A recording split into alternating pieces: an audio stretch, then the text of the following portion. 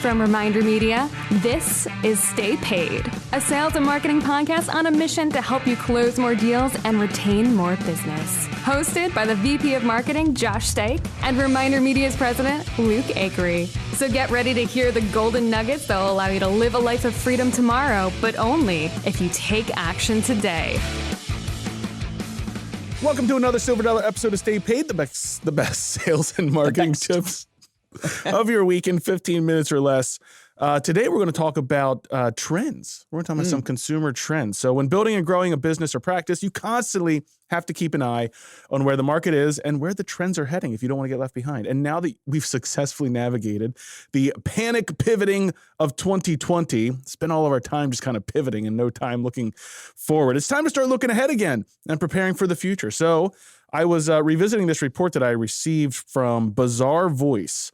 It's a shopper engagement platform, and the title of the report was 5 Consumer Trends Brands and Retailers Should Lean Into Next Year. So I thought it'd be good to go through this list and then offer some of our insight into how our clients, how service-based sales professionals can really start to prepare for these trends now. Who was it? Wayne Gretzky, or was it Michael Scott? Scott said Wayne Gretzky said, you don't go where the puck is, where the puck's going. Yeah. That's what we're doing today. We're going where the puck's going. We're going to where the puck is going. I like it. That's the title, Ariel. Lock it down. Hashtag that. All right. So these are 5 different consumer trends. So this is some big, broad in terms of trends. This is talking about entire industry. So we're going to try and narrow this down to try and make it applicable to the individual service-based sales professional. But the first one is pretty obvious. We've seen what has happened in 2020 compared to past years in terms of online shopping. And this is really, e-commerce is everything right now. So e-commerce rose 30% in 2020 and compared to only 19% in 2019. So what does that tell you from a business perspective? Well, everyone's stuck at home.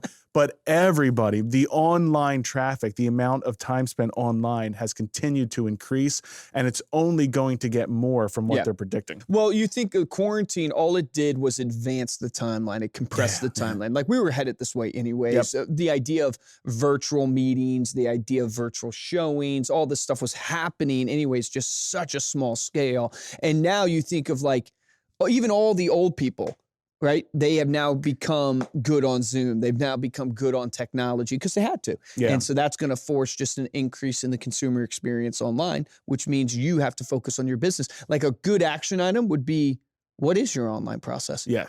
Right now. Like, what is your online process for all of, like, whatever business you're in? What does the consumer experience with you online? Well, it's also going to be super important right now. Not only do you have to create that online experience, but you have to be looking 1, 2, 3 years out towards where you want to be with your online experience and start working on that now, just so you're not always reacting. Everybody's doing great with Zoom now because we had to be reactive to it. How do you want that experience to look like in terms of your ability to support clients online, your ability to meet with clients online, your ability to create the same virtual or the same experience that they may have with you in person virtually, and start mapping out how to get there. And that's really what looking towards the future is all about. The second one is consumers are buying from socially responsible brands. So social responsibility for businesses is top of mind for many. Almost 75% of shoppers say they want brands to reflect their values before they buy from them. So I picture, like, we talk about brands and values and socially responsible. Like, I picture, like, the Starbucks of the world. Really? Well, not from an example of like social, for some reason. social responsibility, but from the standpoint of, like, those tend to be the brands that people focus on their social responsibility. But what it does show in the report is people buy from companies that align with their values. And even more importantly, look at the age breakdown in this. So 18 to 34-year-olds, 83% said that statement was true. It's important to me, the companies I buy from align with my values. 35 to 54-year-olds, so this is kind of your late millennial to Gen X age range, 73%, so it drops 10 points. And then 55 plus says 60%, so it drops 13 points. Don't you think, now this is just my personal opinion, so you can take it for what it is, but I almost go, do people really, is it really that they care about this? And I'm not saying people don't care, but they really care and they're looking at it and going, I'm not going to buy this because of what they stand for. Or do you think it's a form of marketing that has taken hold, like I think it's influencer marketing, where people like, it's always been know, like, and trust. Everybody's always wanted to buy from people they know, like, and trust, right? And likability has to do and trustability has to do with your values. Yeah. It's more of just like a marketing play of going, buy a pair of socks and we donate a pair of socks. Buy a pair of shoes and we donate.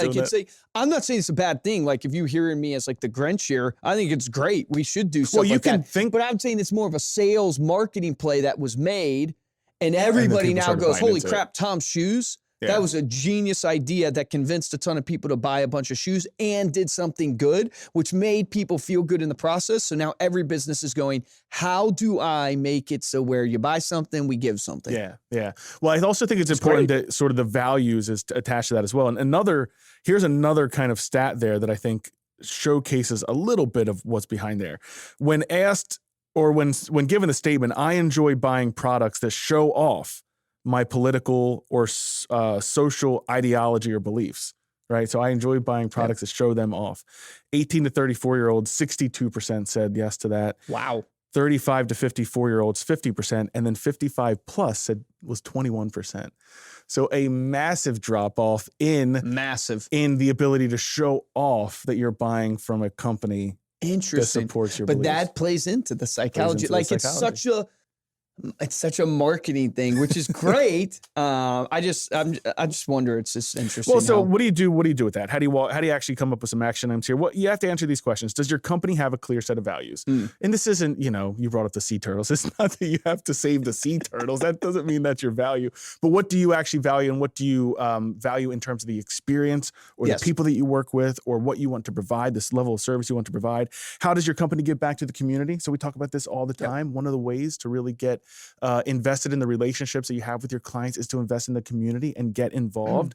And then what social causes are important to your company. Now, look, you can say, I don't think companies need to get involved with social causes. You can say that too. Like that's okay from that standpoint.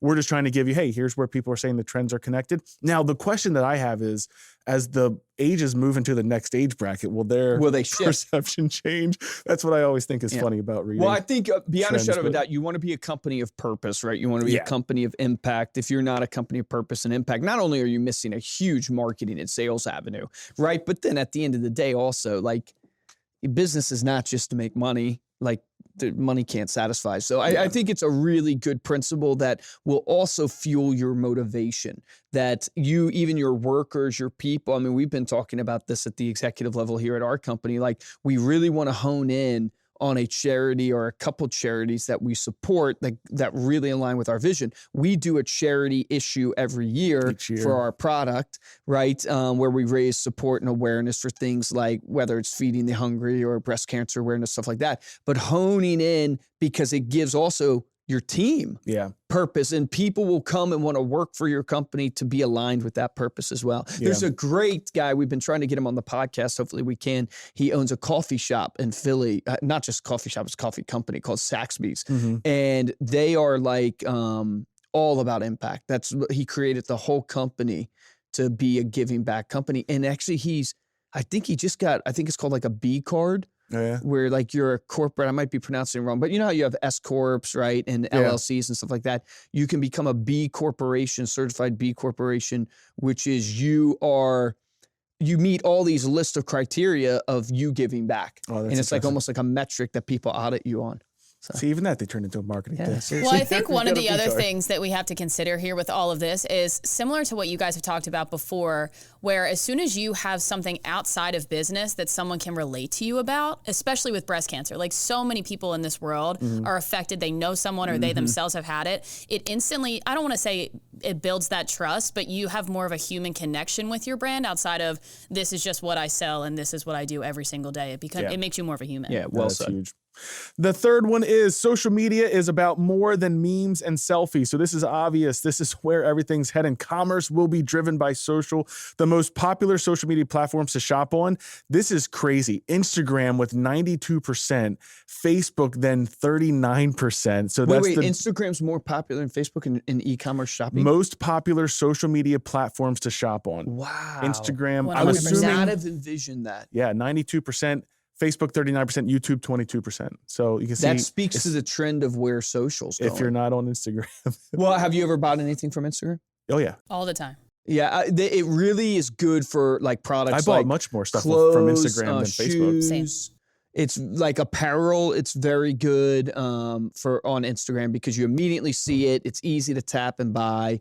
I think it'd be a little bit harder for service-based sales professionals, but I'm not positive. Well, I think the point there is what can you create or present on Instagram that has a similar feeling, right? Has a similar purchase feeling that's going to bring someone into your funnel or bring someone or maybe generate a lead for you. Yeah, like doing a lead magnet or something. Yeah, like you that. want to be able to give that instant gratification and you want to be able to provide something that someone's going to take action on. And Instagram is a super hot place to do that right now and will continue to be so. TikTok, watch out for TikTok. It's number 4 on the list at 20%. And considering how it was purchased in part by Walmart, you know that they're going to be doing some aggressive ways to get products sold in there. I couldn't believe it was 20%. I couldn't believe it beat out Pinterest, Snapchat, and Twitter. TikTok. I can't believe it beats out Pinterest. It just shows the user base, though. It's just such a bigger user base. I will say, too, the ads on TikTok, you don't realize are an ad until you're about halfway through. Like, as opposed to Instagram, you see, like, buy now, and on Facebook, you know it's an ad right away. Yep. A lot of the, like, ads, at least that I've seen on TikTok, look like a regular TikTok when you're scrolling. You don't even tell a difference until halfway through, and you're like, well, That's a good point. sucker me into it. All right, number 4 on the trends report is value is greater than cost. So where this is going is you got to start selling experiences, not just products. And then when ranking importance to shoppers / customers, value was ranked 34% and cost was just below that at 32%. No, I totally agree. I totally agree with that. Yeah, I think it's so much more. It speaks to the relationship. It's so much more the experience that you bring, the trust that you bring to somebody. People will pay for quality all day long. They don't want to feel like they're getting ripped off. They don't want to feel like they're buying something that's not going to work long term. Like they want to pay for something that's of quality and they're willing to shell out the extra dollars. It also speaks to like the good times that we're in from from an economy standpoint of people have more money, so they're willing to spend more. So we're seeing that more and more and more. Yeah. I also think it really speaks to the fact that, you want to sell the experience that you're going to provide somebody with. You want to be able to tell the story of what their experience with working with you will be like, because ultimately that's what people are willing to invest more in as we continue to move through. Some action items that you can take away from this is asking the questions. What role do you play in your client's experience? Which sounds like an obvious question. Well, I help them, if you're in real estate, for example, I help them buy their house. No, what role do you actually play in the experience of it? Not the service, the actual experience. Are you the Sherpa? Are you the guide? Are you the one that's there whenever they're stressed, or they're the therapist whenever they're bawling their eyes out because they put in 80 offers and homes in the last week and they can't get any of them? What role do you want to be in your client's experience? And then tell that story, sell that story. How will your services create an elevated experience, right? So how will what you do actually increase the quality of the experience that they'll have? And then I love this one. How are you curating and highlighting content from real people to showcase these things, right? So if you've decided who you want to be in your client's experience and you've decided that you're providing this elevated experience, how are you actually using real people to help with telling that story? And the 5th one is product sampling is more lucrative than ever. So when reading through this one, it's really interesting because this whole idea is that for shoppers who purchased a product after it was sampled to them, 78% has said it was because they were given the opportunity to try the product for free first. Oh, wow. This was sort of like a shift from like that you lost all product samples in stores in 2020, right? They couldn't do it or something like that. So there's this like reemergence of this. And I was like, well, how does someone How does someone actually apply that if you don't have a store, right? You don't own a store. Michael Hellickson, I thought back to the Michael Hellickson interview because he made the example of give them the first one free. And when you have a buyer that wants to look at a house, what do most real estate agents do? Let's get you pre-approved. Have you been pre-approved yet? He said, no, don't take them down that path. Show them the house. Such a great point. Go give them your services for free right off the bat. Show them the house. Let them experience what it's like to work with you, to take that drive to see the home, because nobody's going to say yes to the first house anyway. So if they don't get pre-approved for it, who cares? You didn't waste any time.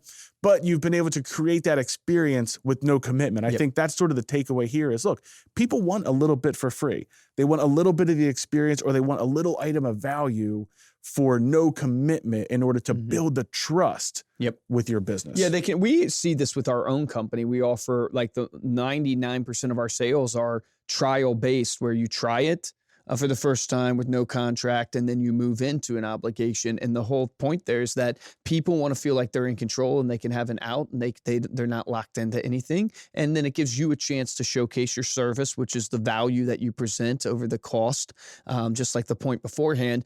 And the more you can give people an opportunity to experience you, the more they're going to grow to like you and trust you and feel an obligation to use you. When you give somebody a trial, when you give somebody something free, they want to reciprocate. Yeah, 100%.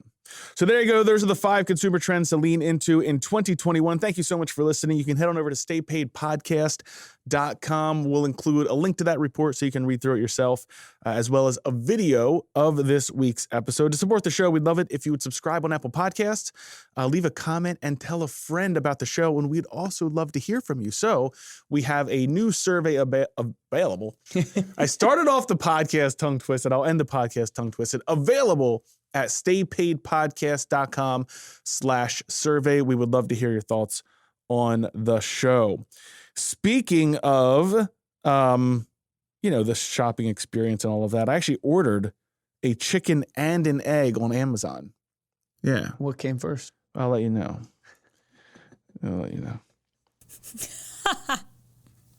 If you want to get hold of me, Luke, Did I ruin the joke? No, I think it still worked, right, Ariel? No, it was good. It was good. It was that good. was kind of the joke. I'm pretty impressed. I'm pretty impressed. You can email us at podcast@ReminderMedia.com, or you can find us on Instagram. I was dying to know. It was just the look of defeat on your face when Luke beat you to the punchline. It was, I'll let you know.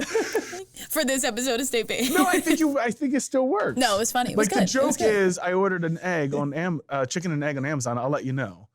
But asking which came first is the joke. Yeah, it was good. It was a collaborative effort. What do you mean?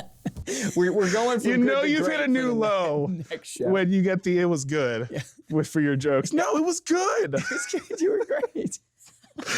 Oh my gosh. We're so proud of you. You can follow Stay Paid Podcast on Instagram. We're at Stay Paid Podcast. For this episode, I'm Joshua Stike. Guys, and I'm Luke A3. I'm still wrapped up in the chicken and the egg joke. Here's your action item from this podcast. I really think the one that is the most important that all of you could take some time to do is think about your values and what are you in business for? And then look at your business and go, how do you represent that? How do you represent that in your marketing? How do you represent that to your clients? How do you represent that in your day-to-day? Because not only will that fuel your own motivation and your own purpose, but it's also an incredible marketing and sales tool for you to draw people in and attract people, because people want to do business with other humans, with people they know, like, and trust. So remember this, difference between a top producer. We did it. I'm still wrapped up on that egg, the chicken. The difference between a top producer and a mediocre producer is top producers take action. Take action on that today.